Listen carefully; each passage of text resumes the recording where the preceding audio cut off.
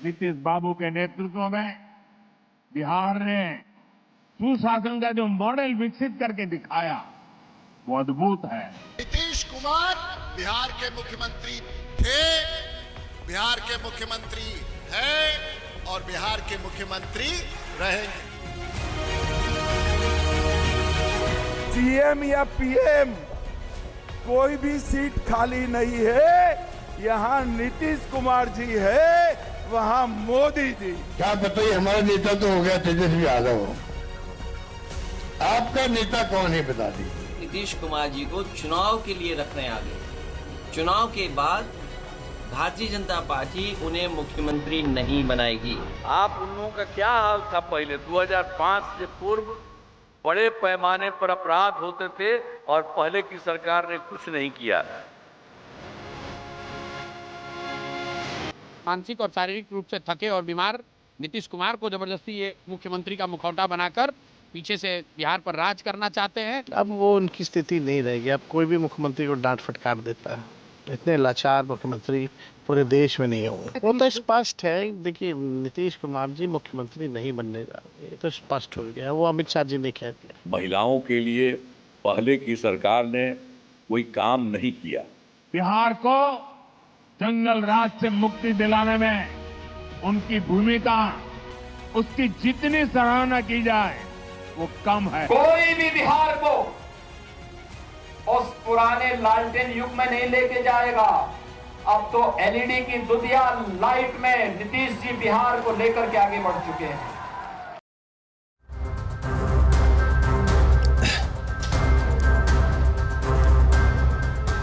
नमस्कार। नीतीश कुमार बिहार की राजनीति में आज भी इतने प्रासंगिक क्यों हैं? क्या उनके द्वारा की गई जो जाति गोलबंदी है वो उन्हें एक बड़ा फैक्टर बनाती है? एक वीडियो मैसेज में उन्होंने साफ कहा है कि 2005 से पहले बिहारी कहलाना अपमान का विषय था, जो आज सम्मान का विषय हो गया है। उन्होंने हर वर्ग के लिए काम किया है, महिलाओं के लिए काम किया है, उन्होंने शिक्षा में काम किया है, स्वास्थ्य क्षेत्र में काम किया है, सड़कें बनाई है, पानी पहुंचाया है, बिजली की व्यवस्था ठीक की है। इसलिए उन्हें वोट देना चाहिए। आज के जो हमारे प्रमुख सवाल है चर्चा से जुड़े हुए, उसमें पहला सवाल है, क्या बिहार में चुनाव में नीतीश से बड़ा कोई फैक्टर नहीं? नीतीश का नाम और काम, क्या इसके इर्द गिर्द है बिहार का संग्राम? तीसरा, तेजस्वी यादव बीजेपी पर गरम लेकिन नीतीश पर नरम क्यों हैं? ये कुछ ऐसे सवाल हैं जो इस चर्चा में हम अपने मेहमानों से जानेंगे। और इस चर्चा में जुड़ रहे हैं हमारे साथ बहुत ही खास मेहमान, मयंक मौली साहब, प्रवक्ता भारतीय जनता पार्टी। मेरे साथ दीपक झा साहब कांग्रेस पार्टी से जुड़ेंगे और आरजेडी से जुड़ रहे हैं सैयद लारेब अकरम साहब। सैयद अकरम साहब, मैं आपसे ही जान लेता हूं, नीतीश कुमार पे आप लोग बहुत हल्के दिखाई दे रहे हैं, कोई ज्यादा टीका टिप्पणी नहीं है, क्योंकि आप लोग जानते हैं कि नीतीश कुमार की महत्वता बिहार की राजनीति में क्या है, उनकी प्रासंगिकता आज भी दुरुस्त है।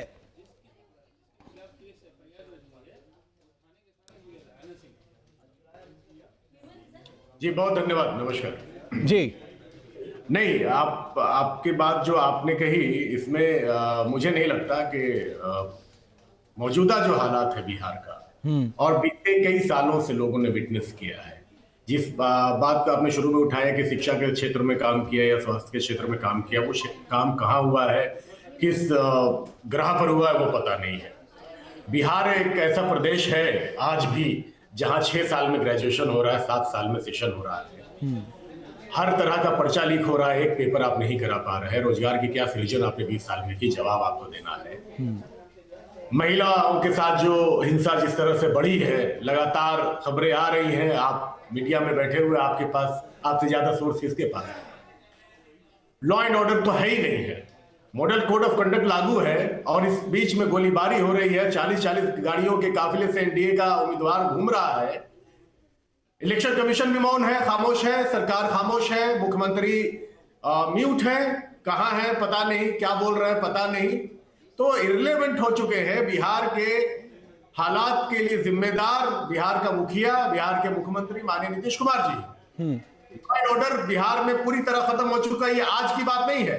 आप बीते कई महीनों से देख रहे होंगे, बिहार के इसी सड़कों पर आपने गोलीबारी देखी, बिहार के अंदर आपने शूटआउट देखा, बिहार के अंदर सैयद अकरम साहब, मैं आपकी सारी बातें सच मान लेता, अगर जब नीतीश कुमार आपके साथ आए तब आप कहते जाइए नीतीश जी हम आपके साथ सरकार नहीं बनाएंगे क्योंकि आपने शिक्षा में अच्छा काम नहीं किया, जाइए नीतीश जी हम आपके साथ सरकार नहीं बनाएंगे क्योंकि आपके राज्य में पेपर लीक हो रहे थे, जाइए नीतीश जी हम आपके साथ सरकार बनाएंगे क्योंकि लॉ ऑर्डर एक चुनौती थी, तब मैं आपको बोलता कि आप आज बड़ी ताकत से बोल सकते थे। आपने दुरुस्त सवाल किया है, मैं आपको जवाब देता हूं।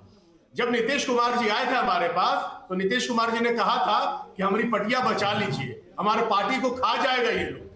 ये भारतीय जनता पार्टी के लोग उनके पार्टी पर कौन सा कब्जा करना चाहते थे वो नीतीश कुमार जी भली भांति देख रहे हैं। और आज नीतीश कुमार जी की हालात ये हो गई है कि 101 सीट पर सिमट के लड़ रहे हैं अपना चुनाव और 142 सीटों पर भारतीय जनता पार्टी और उसके अनुषंगिक दूसरे घटक दल के लोग लड़ रहे हैं। तो नीतीश कुमार जी तो हमारे पास आए और हमने 17 महीने की 18 महीने की सरकार में 5 साल रोजगार 5 लाख रोजगार का सृजन किया है। ठीक है, आपकी बात ले ली सर।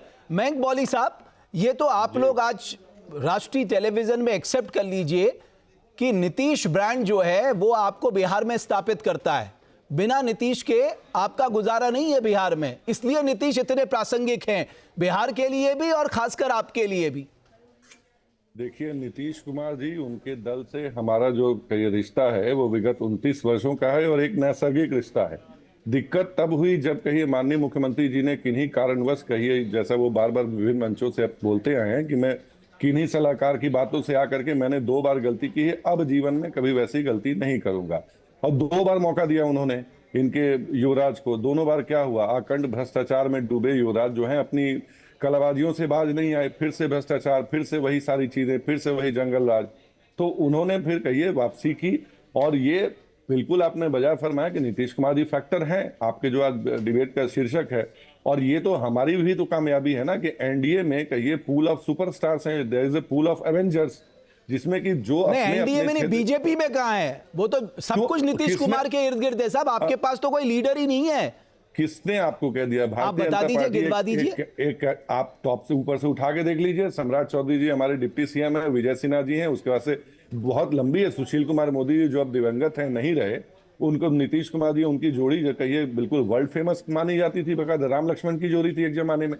कहाँ लीडर्स नहीं है? और भारतीय जनता पार्टी क्या कोई डायनेस्टी वाली पॉलिटिक्स थोड़ी करती है, हमारी कार्यकर्ता बेस पार्टी है, हमें खुद पता नहीं होता कि हमारा राष्ट्रीय अध्यक्ष कौन है। क्या मैं ये बात सिर्फ राजद के लिए कह सकता हूं? नहीं।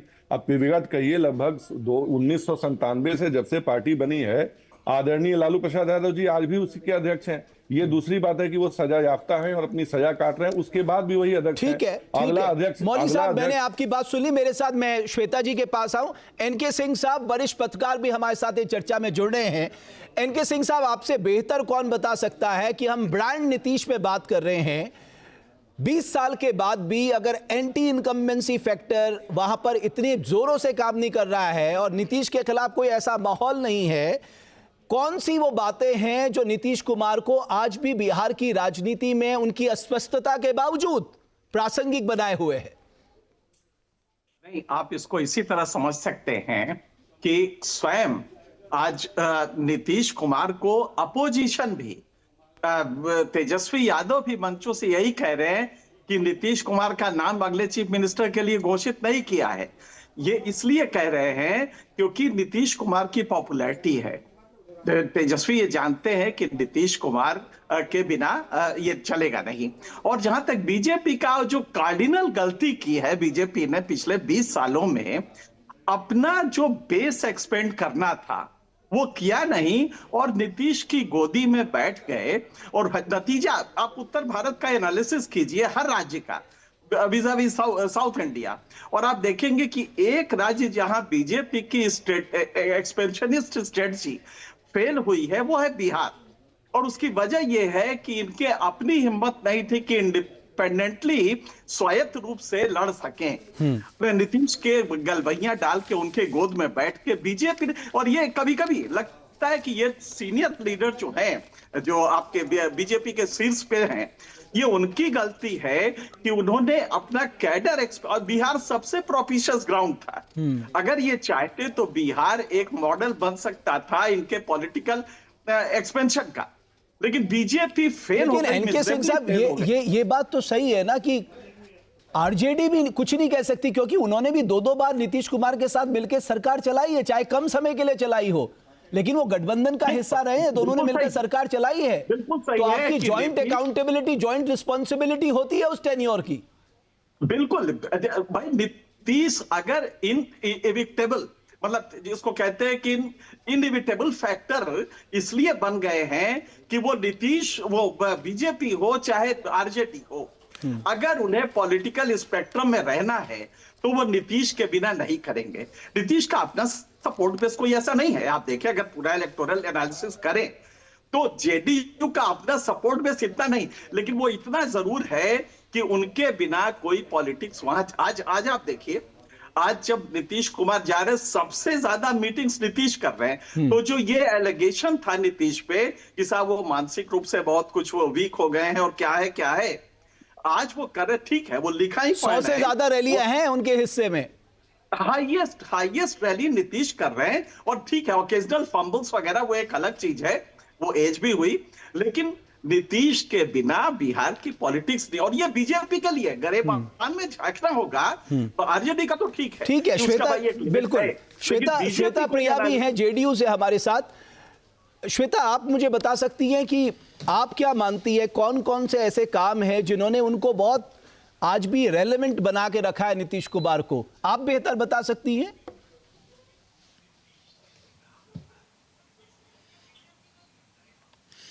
जी रमेश जी, सबसे ज़्यादा ज़रूरी होता है किसी चीज़ को, किसी राज्य को चलाने के लिए संवेदनशील होना, और वो बहुत संवेदनशील है। अब आप देख लीजिए, जब वो उनकी कहानी पढ़िएगा आप, तो बचपन में मुझे मेरी आवाज़ खुद सुनाई दे रही है। मैं ठीक करवा दूंगा, बोलते रहिए प्लीज। कोई बात नहीं, हमको हाँ ठीक है। बचपन में देखिएगा, उनकी कहानी पढ़िएगा, 10th में उन्हें 5 मिनट कम मिला था एग्जाम में, और जिसकी वजह से उन्हें लगा था कि उन्हें 100 में 100 मार्क्स आते अगर उन्हें सिर्फ 5 मिनट टाइम मिलता। अब देखिए, जब उन्हें मौका मिला, जब उन्होंने बिहार का नेतृत्व संभाला, तो आप देखेंगे 10th में 10-15 मिनट्स ज़्यादा दिए जाते हैं बच्चों को, ताकि ये रिग्रेट ना रहे हम जो परफॉर्म कर सकते थे वो हमने नहीं किया। दूसरी बात, उनकी उस कहानी में ही आप देखेंगे, ये जो आज बिहार में, पूरे पटना में आप देखेंगे कितने सारे ब्रिजेस, पूरे बिहार में इनफैक्ट, जब वो क्रॉस कर रहे थे रेलवे लाइन, क्योंकि पहले ऐसी स्थिति थी, आपको रेलवे लाइन क्रॉस करके जाना होता था, तो उसमें बहुत कम टाइम से वो बचे थे, एक मालगाड़ी आ रहा था, तो उनको ये लगा, संवेदनशील कितने थे आप देखिए, उनको ये लगा हमारे पास एक ब्रिज होना चाहिए ताकि ऐसी दुर्घटना ना हो, किसी के साथ भी हो सकता है। चलिए, ये तो था उनके बचपन की कहानी। उसके बाद जब उन्होंने नेतृत्व संभाला, उन्होंने बच्चियों को एक समूह में बोला, बिटिया तुम परेशान मत होना, हम तुम्हारे पढ़ाई का पूरा ध्यान रखेंगे, पढ़ना लिखना बहुत जरूरी है, तुम मन लगा के पढ़ो। सिर्फ उन्होंने बोला नहीं, उन्होंने बिटिया बोला नहीं, उन्होंने बिटिया समझा, अपना सारा फर्ज उन्होंने एक पिता की तरह निभाया, साइकिल दिया परिवार में, जैसे पिता ध्यान रखता है साइकिल का, पोशाक का। आप देखिए वो योजनाएं कितनी सफल रही है, ग्राउंड लेवल पे आप जाके देखेंगे वो योजनाएं बहुत सफल हुई हैं, क्योंकि देखिए उनके वक्त में 1990 से 2005 तक क्या था लिटरेसी रेट, घर से बाहर तो लड़कियां निकल नहीं सकती थी, 33%, और अभी जाके देखिए 66% से ज्यादा है। तो ये सारी चीजें हैं, और इतना ही नहीं, उन्होंने बच्चियों का भी ध्यान रखा, माताओं का भी ध्यान रखा, जो पेंशन योजना है, कि अगर आप आज इतनी खुश है महिलाएं। श्वेता जी, अगर ये सब कुछ सही था, जब आपकी मैनिफेस्टो आ रहा था, सब 10-15 सेकंड के बाद नीतीश कुमार वहां से चले गए, वो तो सबसे बढ़िया मौका था बताने का कि साहब मैंने बिहार के लिए क्या ये किया करके। उन्हें अलग से, मैं देख रहा था आज उनका वीडियो पोस्ट हुआ है, वहां बताते तो ज्यादा बेहतर होता कि साहब मेरी प्रासंगिकता बिहार में इसलिए कि मैंने ये काम किए। देखिए रमेश जी, बात ये है ना, प्रत्यक्ष को प्रमाण की जरूरत नहीं होती है। जो लोग वहां पे रह रहे हैं, जो वहां के डोमिसाइल हैं, उनको पता है वहां पे क्या हुआ है, बताने की जरूरत नहीं है। हाँ। और उसके बाद उन लोगों के 10-15 मिनट रुकने का रीजन ये था, आपने देखा होगा इतनी सारी रैलियां हो रही हैं वहां पे, नीतीश जी इतनी सारी रैलियों में जा रहे हैं। उन रैलियों में अमित शाह जी बोल रहे हैं कि कोई 15 मिनट नहीं, 15 मिनट तो आपने बहुत ज्यादा बता दिया। चलिए मैं एक और बात पूछता हूं, अगर मैं आपकी श्वेता प्रिया जी, आप ठीक कह रही हैं, अगर ये आपने कहा श्वेता जी आपने कहा वहां पे गिनवाने की जरूरत श्वेता जी आपने बहुत अच्छी बात कही, आपने कहा प्रत्यक्ष को प्रमाण की जरूरत क्या है, इससे बढ़िया और क्या हो सकता है। फिर आप हर जगह जंगल राज जंगल राज जंगल राज क्यों कह रहे हैं? आप बोलिए ना, हमने बेटियों के लिए किया, महिलाओं के लिए किया, सड़क के किया, बिजली में ये किया, पर कैपिटा में ये किया, इकोनॉमी के लिए ये किया, इंडस्ट्री ऐसे लेके आए, रोजगार इतना दिया, पलायन इतना रोका, ये बताइए। फिर हर जगह जंगल राज क्यों? मैं बताता हूँ। बिल्कुल रमेश जी, हमें वो भी बोलने की जरूरत नहीं होती, हमें वो बोलने की जरूरत नहीं होती। जब उनके जुमले आते हैं ना, झूठे जुमले, झूठे वादे जो वो पहले भी कर चुके हैं और लोगों को फंसा चुके हैं अपने झूठे वादों में, उसके लिए ये जानना बहुत जरूरी होता है। आप भूत के बिना भविष्य की कल्पना कैसे कर सकते हैं? मैंने पहले भी बोला है, यही रीजन है लोग बार बार गलतियां ना दोहराए, यही रीजन होता है हम इतिहास पढ़ते हैं। ऐसा है नहीं कि हम वापस जा सकते हैं उस वक्त में, लेकिन फिर भी हम इतिहास। ठीक है, मुझे लगता है दीपक झा साहब बेहतर जवाब दे देंगे इस बात का। दीपक झा साहब ठीक है, श्वेता जी आपका समय हो गया। दीपक झा साहब जंगल राज में जाना पड़ता है। उसके बाद सैयद साहब कुछ कहना चाहते हैं। दीपक झा साहब, हमारी चर्चा का जो आज केंद्र बिंदु है कि 20 साल के बाद भी नीतीश की इतनी प्रासंगिकता बिहार की राजनीति में क्यों है?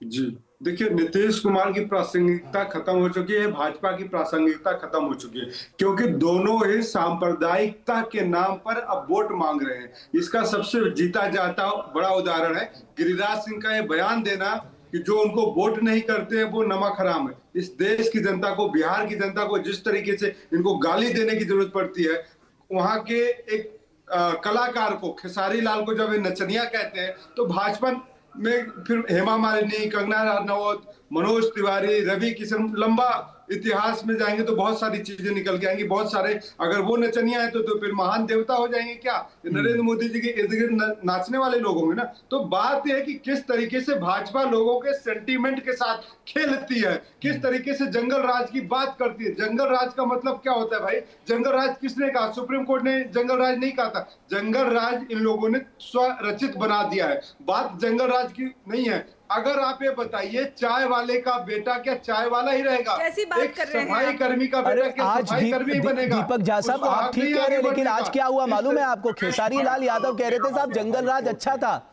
हम कम से कम किडनैप करके छोड़ तो देते थे, आज तो मारे जा रहे हैं। वो खुद ही कह रहे हैं आपके कैंडिडेट जंगल राज अच्छा था करके।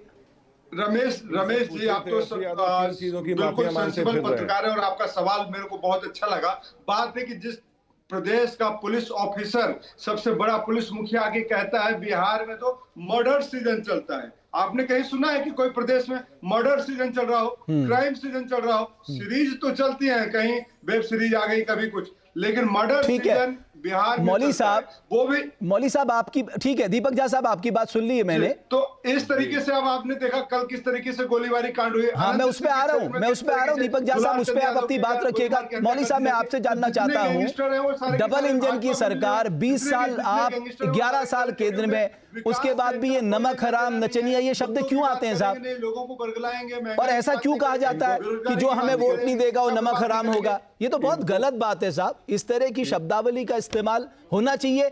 आप आज बोलिए कि गिरिराज सिंह जी ने जो कहा है मैं उसका खंडन करता हूं, बिल्कुल राजनीति में इस तरह की बात नहीं होनी चाहिए। बिना शर्त बोलता हूं भैया, सिंपल सी राजनीतिक सुचिता जो है और गरिमा है वही भाजपा की पहचान है। और रही बात जो भी झा साहब जो कह रहे हैं कि जंगल राज किसने कहा था, हमारा स्वर अचित है, नहीं सर, जंगल राज जो है वो पटना हाई कोर्ट ने टर्म दिया था। और रही बात जो लॉ एंड ऑर्डर की बात कर रहे हैं, मैंने लालू प्रसाद यादव के संदर्भ में कहा था, मैं लालू प्रसाद यादव जी को ही कोट कर देता हूँ। अरे क्यों बीच में आ रहे हैं, क्यों बीच में आ रहे हैं? मैं आऊंगा बीच में तो दिक्कत हो जाएगी। क्यों बीच में आ रहे हैं? 1992 में मुख्यमंत्री रहते हुए लालू प्रसाद, इनका फेडर डाउन करेंगे या मैं चुप हो जाऊं? जब घर तोड़ दिया दीपक झा साहब एक मिनट रुक जाइए। यहाँ जंगल राज ना फैलाइए, यहाँ जंगल राज ना फैलाइए, डिबेट में जंगल राज मत फैलाइए। देखिए झा साहब, तब आप काम अरे डिबेट में जंगल राज मत फैलाइए, चुप हो जाइए, अपने बारे में जंगल राज बोलिएगा। क्या? जंगल राज वही जो आप अभी फैला रहे हैं, वही जो आप अभी फैला रहे हैं, वही जो आप अभी फैला रहे हैं, वही जो आप अभी फैला रहे हैं। दीपक झा साहब एक मिनट, दीपक झा साहब एक मिनट रुक जाइए ना, उन्हें बात अपनी पूरी करने दीजिए। डिबेट को दीपक झा साहब उन्हें अपनी बात पूरी करने दीजिए, उसके बाद आप अपनी बात रख लीजिएगा। मौली साहब आप कंप्लीट करिए अपनी बात। ये जो पहली बात जो अभी अनर्गल बातें देख रहा था, हमने सिर्फ कहिए अपना वो घोषणा पत्र नहीं जारी किया, ये रहा 20 वर्षों का रिपोर्ट कार्ड। और मुझे समय दीजिए, क्योंकि आरोप लग रहे हैं कि हमने कुछ नहीं किया है, तो मुझे उन आरोपों का जरा खंडन और बकायदा फैक्ट्स एंड फिगर के साथ करना है। ये है जो हमारा विजन, इन लोगों ने पढ़ा तो नहीं है हमारा विजन डॉक्यूमेंट, बस बिना पढ़े आ गए। 1990 से 2005 और 2005 से 2025 के बीच का जो डिफरेंस है वो हमने बचाया है। अर्थव्यवस्था जो है, जहां तक बात सर मैंने पढ़ लिया ये बात, तो आपने बोला तो नहीं ना सर, आपने बोला मैंने तो पढ़ लिया सर। हम आप देख नहीं पा रहे, हमारे प्रोग्राम में ये बात चल रही है। आपने ग्रोथ रेट ऊपर की, आपका पर कैपिटा इनकम हुआ, आपका लिविंग स्टैंडर्ड ऊपर हुआ, लेकिन मेरे को 2-3 चीजों में आपका जीईआर हायर सेकेंडरी में कहां पहुंच गया, आपका इंडस्ट्रियलाइजेशन कहां पर रह गया, आपके यहाँ माइग्रेशन का रेट अभी भी इतना ज्यादा है, आपके यहाँ एक बड़ी आबादी आज भी 6,000 रुपए प्रति माह में जीने के लिए मजबूर है। और साहब एक बात बताइए, जो आप ये सुशासन का डंका पीटते हैं, ये अनंत सिंह उस सुशासन में कहां फिट बैठते हैं?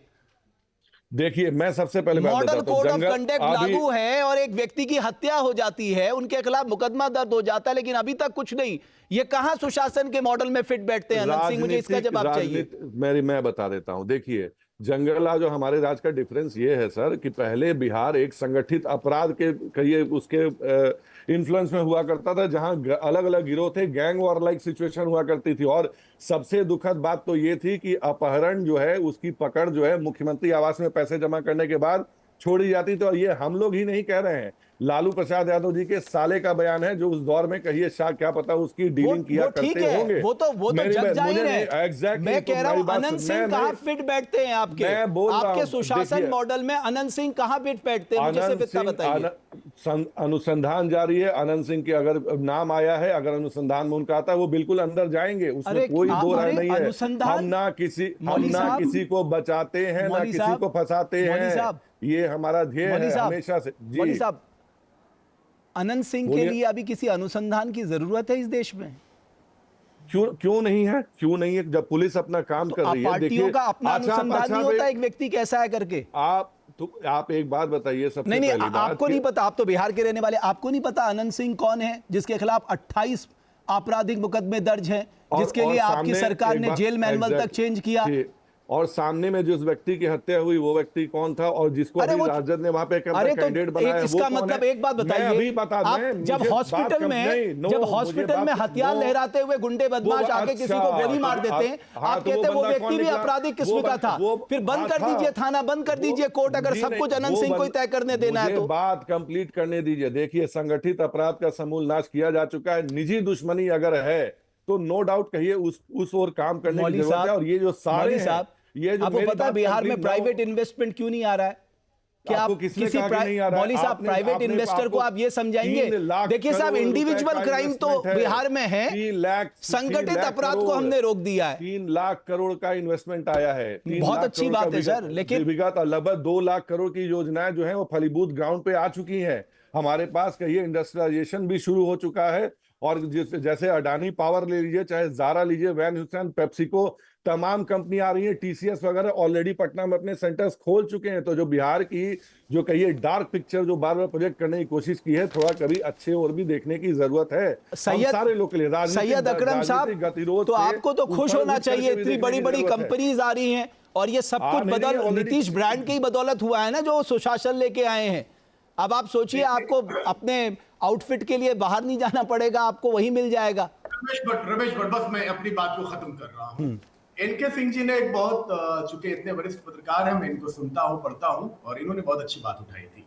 बिहार में जो बीजेपी के एक्सपेंशन के बारे में इन्होंने कहा कि बीजेपी नहीं कर पाई, बीजेपी ने अपने अनेक प्रयास किए, लेकिन बिहार की इतनी ऑर्गेनिक जमीन है पॉलिटिकली, इतनी सोशल फैब्रिक्स इतने स्ट्रॉन्ग है यहाँ पर कि इनका हिंदू मुसलमान का कंडा कभी नहीं चला। बिहार ने टोटली, बिहारी ने, क्या हिंदू क्या मुसलमान क्या अगड़ा क्या पिछड़ा, सब ने रिजेक्ट किया। तो बिहार में सांप्रदायिक मुद्दे इनके नहीं चल पाए, इसलिए ये राजद के चल गए क्या? आखिरी बार 243 पे कब लड़े आप? आप ये कह रहे थे बीच में कब एमवाई को पूरे बिहार ने अपना लिया सर? कब नहीं करेंगे।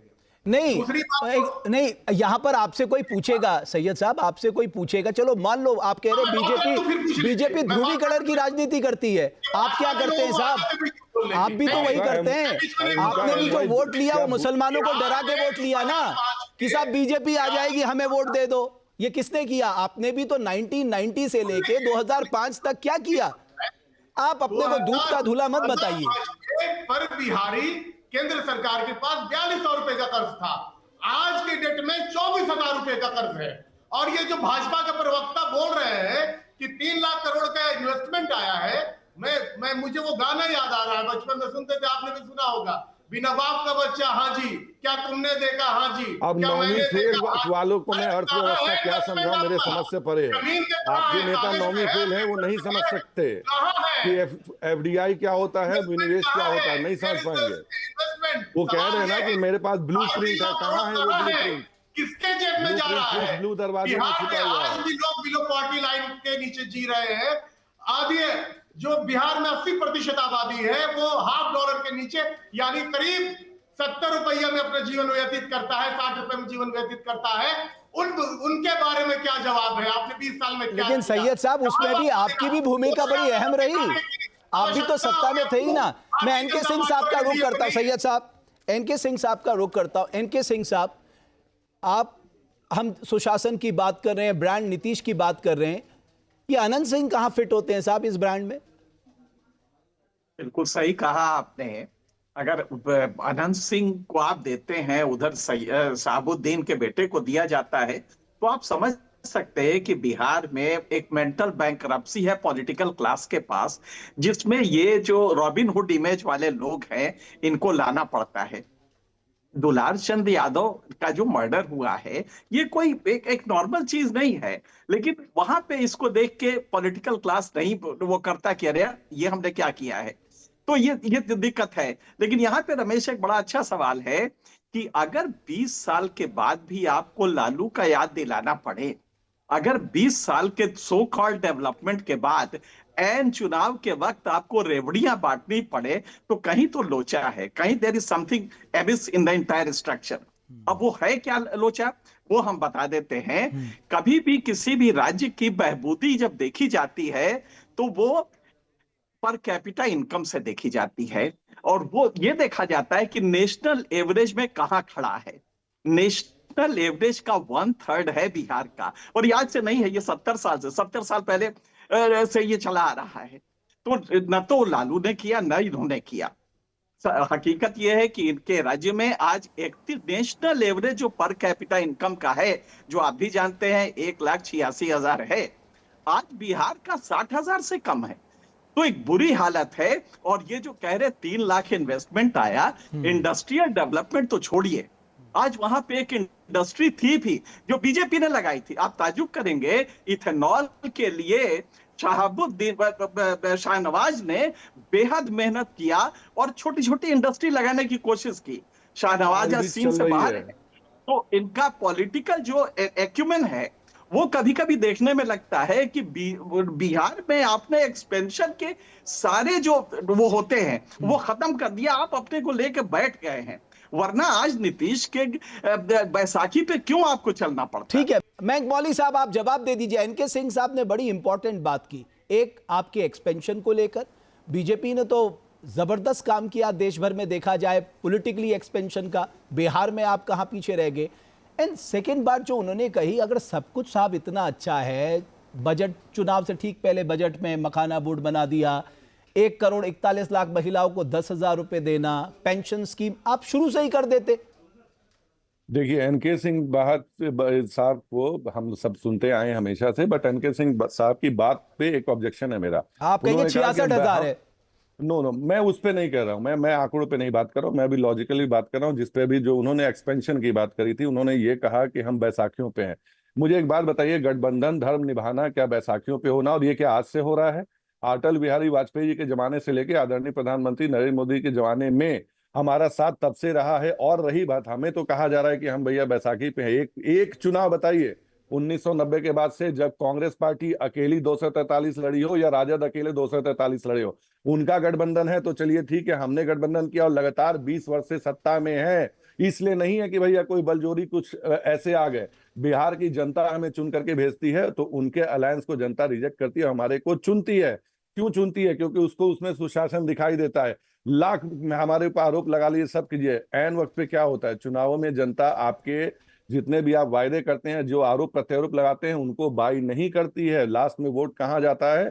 तो नीतीश कुमार जी और हमारी एनडीए सरकार के कामों के ऊपर वोट मिलता है। और रही बात, एक बात मुझे बात होती है, अभी जस्ट 1 महीना पहले से लगातार हम लोग सुनते आ रहे थे, कोई जैसे मीडिया हल्कों को ले लीजिए, विभिन्न वरिष्ठ पत्रकारों को लीजिए, या तेजस्वी यादव या इंडिया अलायंस बार बार नीतीश कुमार जी को एक बेचारा साबित करने की कोशिश हो रही थी। लेकिन एक बात है ना कि चाहे नीतीश कुमार जी हो या माननीय मुख्यमंत्री जो, एक तरीके से उन दोनों को एक दैवीय आशीर्वाद प्राप्त है कि जब जब आप उनको नीचा दिखाएंगे, उन्हें गालियां देंगे, वो करेंगे, वो वापस बाउंस बैक करके आते हैं और जनता उसका जवाब देती है अपने वोट के द्वारा। ओके मौलवी साहब, आपने जो बात की एनके सिंह साहब, यहाँ में एक पॉलिटिकल अर्थमेटिक के लिहाज से एक बहुत महत्वपूर्ण बात करना चाहूंगा। जब जब नीतीश कुमार बीजेपी से अलग हुए, नीतीश कुमार को नुकसान हुआ है साहब। यानी अगर आप गठबंधन का पॉलिटिकल अर्थमेटिक देखेंगे तो वो बीजेपी और जेडीयू के पक्ष में ऐतिहासिक लोगों ने वोट किया है। ग्राउंड में तो ये रियलिटी है एनके सिंह साहब। सेम बात तो माननीय मुख्यमंत्री जी विभिन्न प्लेटफॉर्म से कह रहे हो। रमेश, इसकी वजह यह है कि बीजेपी एक कैडर बेस्ड पार्टी है, एक कमिटमेंट होता है, तो ट्रांसफरेबिलिटी इसको कहते हैं, वोटों का ट्रांसफर होना, बीजेपी के वोट्स ट्रांसफर हो जाते, वो जहां भी चाहते हैं। ये रिवर्स नहीं होता। नीतीश के वोट कैप्रिशियस होते हैं, वो कहीं भी जा सकते हैं, लिहाजा जब भी वो बदलते हैं तो कुछ छिटकते इसमें। लेकिन जो मेरा सवाल था ना, वो यही था कि तो अगर आपने इतना एक्सपेंशन किया है, कोलिशन धर्म की वजह से कर रहे हैं, मजबूरी से नहीं, तो आज लालू या आरजेडी से हमेशा आपके वोट आज भी कम है, तो एक्सपेंशन कहां हुआ आपका? अगर आज भी आप एक बगैर नीतीश कुमार के सरकार नहीं बना सकते, तो इसे वो नहीं, धर्म नहीं कहते हैं, इसे मजबूरी कहते हैं। लेकिन तो यही लॉजिक में जो थोड़ा सा फर्क है, जो लॉजिकल प्रेमाइसेस बनाए गए हैं, उसमें सिर्फ यही है कि नीतीश आपकी मजबूरी इसलिए बने क्योंकि आपने हिम्मत नहीं की सत्ता छोड़ के और इंडिपेंडेंट लड़े और अपना एक बेस बनाए। ये आपने 20 साल में आपकी हिम्मत नहीं पड़ी। वहां के लोकल पॉलिटिकल लीडर्स नीतीश, उन्होंने ये हिम्मत नहीं की। एनके सिंह साहब, वो वहां पर ज्यादा था जब आरजेडी के साथ नीतीश कुमार चले गए थे, तो गृह मंत्री अमित शाह जी ने सार्वजनिक मंच से कहा था कि नीतीश जी के लिए हमारे दरवाजे सदा सदा के लिए बंद हो गए, अगर बंद कर देते तो शायद इस चुनाव में एक्सपेंशन का मौका मिल जाता। श्वेता जी, ओके श्वेता जी, एक बात जो बताया है कि आप लोग बेहद चिंतित थे, मैं समझ रहा था कि साहब नीतीश कुमार जी के लिए नेतृत्व जैसा शब्द इस्तेमाल कर रहे हैं, कुर्सी खाली है नहीं है ये सब कह रहे हैं, लेकिन क्लैरिटी के साथ भी कह रहे हैं यही मुख्यमंत्री होंगे करके। लेकिन आप ये भी तो जानते हैं कि बिना नीतीश के सरकार नहीं बनेगी।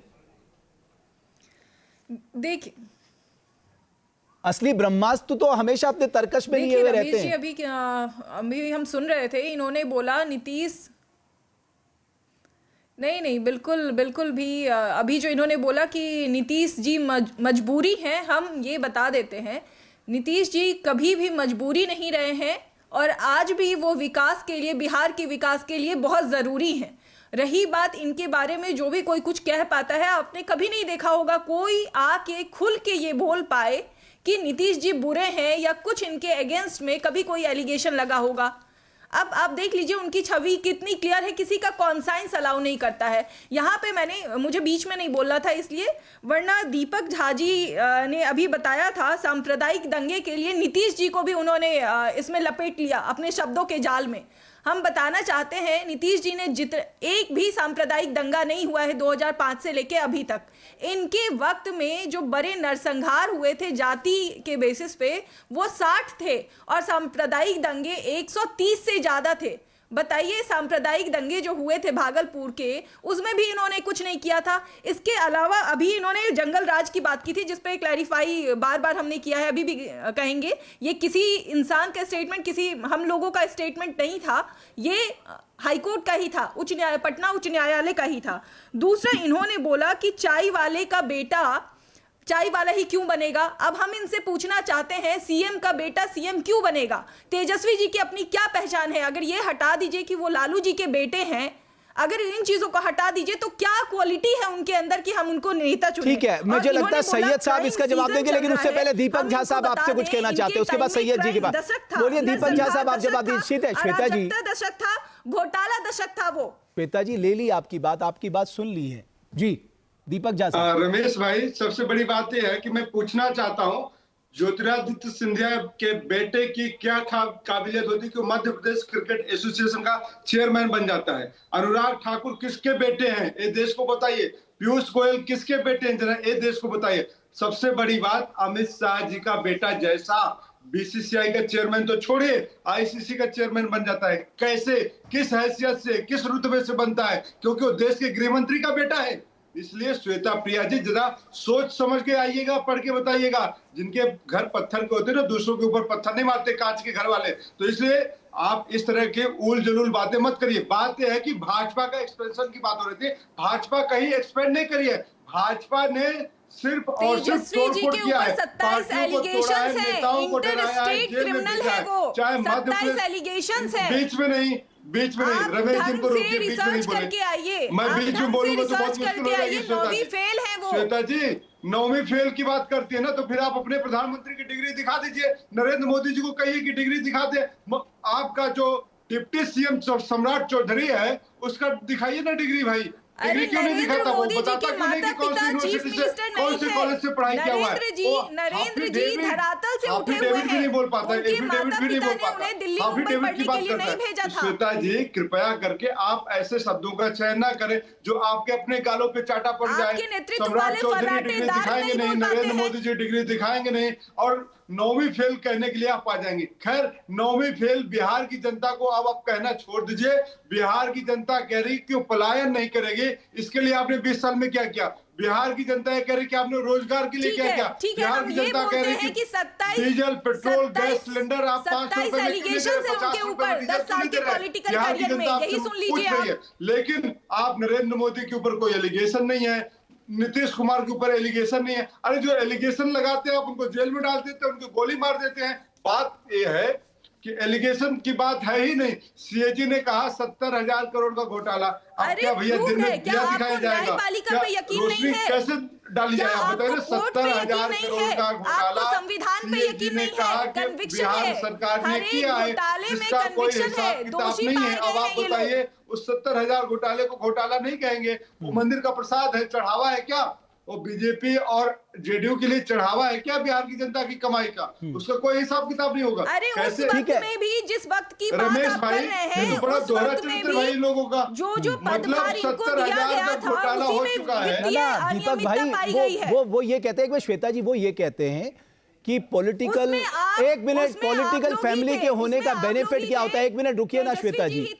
दीपक भाई, अरे श्वेता जी एक बार रुकिए ना। पॉलिटिकल फैमिली में होने का बेनिफिट ये होता है कि बिना कुछ काम किए, बिना कुछ इनकम के या बिना कुछ बिजनेस के आपके नाम पे प्लॉट हो जाते हैं, आपके नाम कमर्शियल लैंड हो जाती है, आपके नाम रेजिडेंशियल लैंड हो जाती है, वो भी पटना जैसे शहर में। ये कैसे संभव हो सकता है? देखिए, सबसे बड़ी बात है तो फिर तो जांच कराई ना कि देश के प्रधानमंत्री, देश के गृह मंत्री जो अमित शाह, उनके बेटे की कंपनी की टर्नओवर कैसे बढ़ जाती है, नितिन गडकरी के बेटे की टर्नओवर कैसे बढ़ जाती है, शिवराज सिंह चौहान के बेटों की कमाई कैसे हो जाती है। भाजपा के नेता बिहार छोड़ के विदेशों में जाके अमेरिका में, लंदन में कैसे पढ़ते हैं? भाजपा वालों को पैसे नहीं है क्या? ये पैसे कहाँ से लाते हैं? इनकी कमाई कहाँ से है? सांसद की तनख्वाह कितनी होती है? ये भाजपा वालों से सवाल करिए ना भाई। लंबी फौज भाजपा में है, भाजपा वालों से तो सवाल नहीं करता, तो जांच करिए ना। चलिए, अभी बिहार की बात हो रही है, बिहार के नेतृत्वकर्ता लोगों को देखते हैं। नहीं, लेकिन यहाँ पर एक मिनट श्वेता जी एक मिनट, दीपक भाई एक मिनट रुक जाइए ना। सैयद जी, नीतीश कुमार जी कह रहे, साहब आप एक उदाहरण दे दीजिए। बिहार की जनता की आंखों में धूल झोंकना बंद करिए। ओके दीपक जी, एक मिनट। ओके सैयद भाई, नीतीश कुमार कह रहे हैं एक एग्जाम्पल दे दीजिए, मैंने अपने परिवार के लिए कुछ किया हो, एक सिंगल एग्जाम्पल। नहीं, मैं रमेश भट्ट आपके बात का जवाब दे रहा हूं। थोड़ा सा बाकी लोग सुरुचिपूर्ण रवैया रखें तो बेहतर होगा, मुझे ऐसा लगता है। जैसा श्वेता बोल रही थी अभी, और उन्होंने कहा कि मुख्यमंत्री जी के ऊपर में, और आपने भी इसको अपनी भाषा में कहा कि बहुत नरम रहते हैं। नहीं, मैंने नहीं कहा, ये नीतीश कुमार के वीडियो में बात आई है, मैं कुछ नहीं कह रहा हूँ। मैं अपनी बात को सर कॉन्सेंट्रेट करके बोल रहा हूँ कि एक बार में बात आ जाए। आपने कहा कि नीतीश कुमार जी को लेकर के एक बेचारे का इमेज बनाना या एक उनके प्रति थोड़ा सॉफ्ट रहना, हमारे अंदर संस्कार भारतीय जनता पार्टी का नहीं है कि अपने से बड़े बुजुर्गों की हम तौहीन करें, बेअदबी करें, बदतमीजी से बात करें। लेकिन नीतीश कुमार जी से मेरे सवाल है कि शराब घोटाला का जो बड़ा मसला है, सृजन घोटाला, दवा घोटाला, बांध घोटाला, पेपर लीक घोटाला, टॉपर घोटाला, बालिका गृह कांड, तमाम चीजें नीतीश कुमार जी के सामने हुई है। अभी एस्टिमेट घोटाला सबसे बड़ा आया है, सीएजी रिपोर्ट मांग रहा है 70,000 करोड़ का, कोई जवाब नहीं है। नीतीश कुमार जी आज की तारीख में उनको एनडीए ने जिस तरह से पंगु बना दिया, बड़ा सवाल यह है कि आप 6 महीना पहले जाए, साल भर पहले जाए, हर एक जगह पर भारतीय जनता पार्टी के नेता और उसके मुखिया और उसके वरिष्ठ नेता, प्रधानमंत्री तक चिल्ला कर बोलते थे कि मुख्यमंत्री नीतीश कुमार जी होंगे, और जैसे ही 6 महीना पहले फिर मुख्यमंत्री नीतीश कुमार जी की राग धीमी पड़ जाती है। 3 महीना पहले तक इन्होंने कहा, जेपी नड्डा ने कहा, और उसके बाद अंतिम में अमित शाह जी आते हैं और बोलते हैं कि विधायक दल का नेता तय करेगा, चुनाव के बाद तय होगा मुख्यमंत्री। तो आपके पास तो मुख्यमंत्री का कोई फेस भी नहीं है। बिहार के विकास के लिए आपने क्या इनिशिएटिव लिया, क्या कदम उठाया? अगर आपके पास इतने करोड़ के इन्वेस्टमेंट आ ही रहे हैं, तो क्या बिहार के लोगों के ऊपर आप उनकी चेतना पे प्रश्न चिन्ह लगा रहे हैं कि ट्रेनें भर के बिहार से बाहर जा रही हैं? आपने फ्रेट कॉरिडोर डेवलप नहीं किया, आपने आईटी कॉरिडोर डेवलप नहीं किया, आपने लेबर कॉरिडोर डेवलप किया है बिहार से। पटना से और बिहार के विभिन्न क्षेत्रों से जो ट्रेनें खुलकर जा रही हैं, वो सारे के सारे पलायन हो रहे हैं, मिडिल क्लास का भी पलायन हो रहा है, स्टूडेंट्स पढ़ाई के वास्ते जा रहे हैं। आप एक सेशन यूनिवर्सिटी का बता दीजिए, मैं आपके सामने चैलेंज महकबौली साहब, मैं आपसे बस इतना निवेदन करूंगा। हो गया सैयद भाई, आपने अपनी बात रख दी है। मैं एक स्टडी आपके सामने रखता हूं। पटना विश्वविद्यालय में साइंस फैकल्टी में, जहां पर फिजिक्स के 5 प्रोफेसर रिक्वायर्ड हैं, 1 प्रोफेसर चला रहे हैं, and rest of the guest faculty. Chemistry में प्रोफेसर नहीं है आपके पास। आप कहां जा रहे हैं सर? कितनी आप वाटर बॉटरी करेंगे 1995 और 90 के कंधे पर रखकर अपना 20 साल का पाप कहां धो सकते हैं? ठीक है सैयद अकरम साहब, आपकी बात आ गई है। महकबौली साहब, ये बात तो सही है कि हम सुशासन बाबू, ब्रांड नीतीश की बात कर रहे हैं, लेकिन साहब उनके ही नाक के नीचे ये जो एग्जाम घोटाले हुए, पेपर लीक हुए, इससे कैसे बचा सकता है? मैं देखता हूं स्मार्टली, जब आप राजस्थान में चुनाव प्रचार करने जाते हैं, वहां आप कहते हैं छात्रों के पेपर लीक करवाए गए, लेकिन बिहार में आप इस बात को भूल जाते हैं, और कितनी बड़ी आबादी छात्रों के इससे परेशान होती है। प्रशांत किशोर और राजद ने कहिए एक नैरेटिव सेट किया था उस दौरान, लास्ट बीपीएससी वाले में कहां आया, कहां चीजें आई? 1-2 सेंटर पे अराजकता की तस्वीरें आई, जिसमें कि जाके प्रश्न पत्र फाड़ के फेंके गए। उन परीक्षा सेंटरों के परीक्षा जो कई परीक्षाएं थी, उनको कई रद्द किया गया था। और ये जो सीएजी रिपोर्ट की बात कर रहे हैं ना, मैंने कहा कि अभी बस रिपोर्ट पढ़ लीजिएगा ना, तो उसके बाद से खुद ब खुद आपकी जुबान बंद हो जाएगी। 46,000 करोड़ रुपए का जो उसमें जो हिसाब नहीं मिल रहा है, वो तेजस्वी यादव के उन्हीं 17 महीनों के कार्यकाल का है, जो हिसाब देना बांट गए, अपने लोगों को रेवड़ियां बांटी, और ऐसे लोगों को पुल निर्माण और बाकी स्वास्थ्य सेवाओं का टेंडर बांटा, जिसका कि वाउचर सबमिट नहीं है। तो उस पर भी कार्रवाई होगी, आप चिंता नहीं कीजिए। वो भी एक तरीके का घोटाला ही है, जहां जाएंगे वहां घोटाला करेंगे, बिना रिपोर्ट पढ़े आकर के अनर्गल बातें ना किया करें। और रही बात, अभी बात कर रहे हैं कि हमारे यहाँ ये नहीं है, हमने एजुकेशन खराब की। एक बात बताइए, कितना IIM IIT लेके आए थे लालू प्रसाद यादव या कांग्रेस पार्टी यहाँ पे? आज बिहार में IIT है, IIM है और CNLU है, तमाम तरीकों के अलग फिर आ गए बोलने। मैंने बोला आपके बीच में, मैंने आपके बीच में बोला, मैं ये या तो यही बोल रहे हैं, तो या मैं बोलने नहीं दूंगा फिर आगे। रही बात, बोलने के लिए कुछ नहीं आपके पास। अरे बोलने के लिए कौन सा 46,000 करोड़ का घोटाला का सामने आपके वाउचर आया है? आपने पढ़ा है सीएजी रिपोर्ट, आगे खाली आंकड़े पे आगे मैं बोल रहा हूँ 46,000 करोड़ रुपए का घोटाला तेजस्वी यादव के 5 मंत्रालयों का है। सीएजी रिपोर्ट पब्लिक की हुई है, 5 मंत्रालय जो चलाते थे तेजस्वी महकबौली साहब, 1 मिनट, सैयद साहब, सैयद साहब, इसी दौर का है। सैयद साहब, 1 मिनट, सैयद साहब, 1 मिनट, सैयद साहब, 1 मिनट, सैयद साहब, जो सीएजी की रिपोर्ट आती है, अरे सैयद साहब सुनिए, जो कंट्रोलर एंड ऑडिटर जनरल की रिपोर्ट आती है वो उसको पब्लिक अकाउंट कमेटी देखती है और पब्लिक अकाउंट कमेटी में विपक्ष का नेता होता है। अब सैयद साहब मुझे ये बताइए, ये मौली साहब जो कह रहे हैं वो 17 महीने का ही गड़बड़ है, सैयद साहब ये सही बात है क्या, या खाली उन्होंने आपको दबाव में लेने के लिए कह दिया? आप पब्लिक कर लीजिए, हमारे फाइनेंस मिनिस्टर रहते हुए हमारे नेता ने आंकड़ा जारी किया है, आप जाके देखिए, रिपोर्ट आई है फाइनेंस ऑडिट की कि ये जो शकुफा छोड़कर जा रहे हैं, तो आपकी सरकार, आप ऑडिट कराइए, आप मुकदमा दर्ज कराइए। पब्लिक डोमेन में पढ़िएगा तब ना भैया, 9वीं फेल कहां से ऑडिट पढ़ लेगा यार, 9वीं फेल व्यक्ति से मैं क्या ऑडिट रिपोर्ट पढ़ने का उम्मीद लगा बैठे? खाली हल्ला करना। 20 साल में हमने ये किया, जंगल राज से बाहर लाया, 20 साल में ये किया कि आज आप 6 बजे अपने घर में बैठ के लाइट बत्ती में डिबेट कर पा रहे हैं। 4 से 7 घंटे बिजली आती थी, अंधेरे में रहते थे। ओके, ठीक है सैयद साहब, मौली साहब, एनके सिंह साहब, ये बड़ी दिलचस्प बात है और ये इस देश के लोगों को भी जानना चाहिए। हर प्रदेश में कंट्रोलर एंड ऑडिटर जनरल की रिपोर्ट आती है, उसके कुछ मामलों पे थोड़ी बहुत चर्चा हो जाती है, थोड़ी बहुत अखबारबाजी हो जाती है। मैं ये जानना चाहता हूं, कंट्रोलर एंड ऑडिटर जनरल की रिपोर्ट में करप्शन को लेकर पैसा इधर का उधर कर दिया, कितनी सजा हुई है साहब आज तक?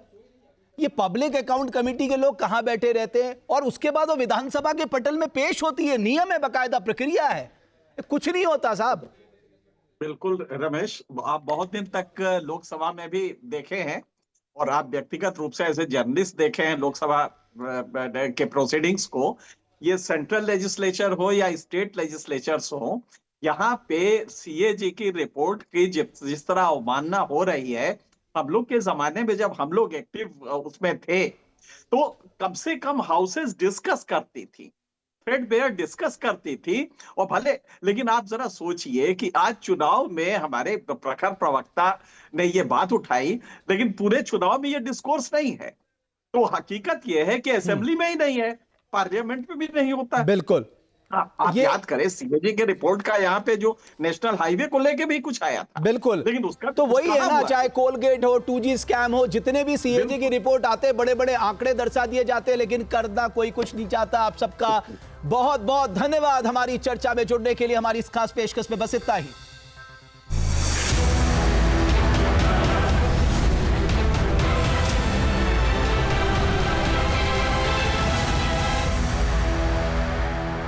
जहां भक्ति है हर शब्द में, कथाओं में छुपे हैं दिव्य रहस्य और ज्योतिष देता है जीवन को दिशा। धर्म से जुड़ी हर बातों को जानने के लिए हमारे चैनल स्तुति को सब्सक्राइब करें। चैनल पर जाने के लिए इस लिंक पर क्लिक करें।